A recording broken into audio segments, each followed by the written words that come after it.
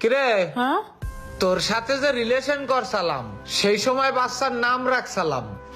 এখন ব্রেকআপ হয়ে গেছে, 3 মাস হয়ে গেছে, তাই জানতে আসলাম বাচ্চাটার কি হবে।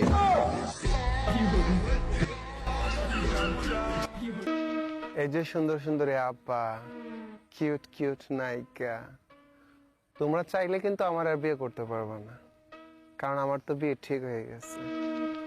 আমার বউ থাকে। বিদেশে।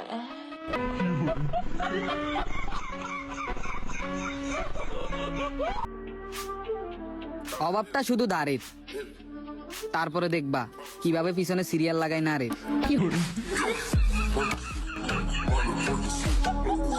ভালোবাসা দূর থেকে সুন্দর, কাছে আসলে তো শুধু করতে মন যায়।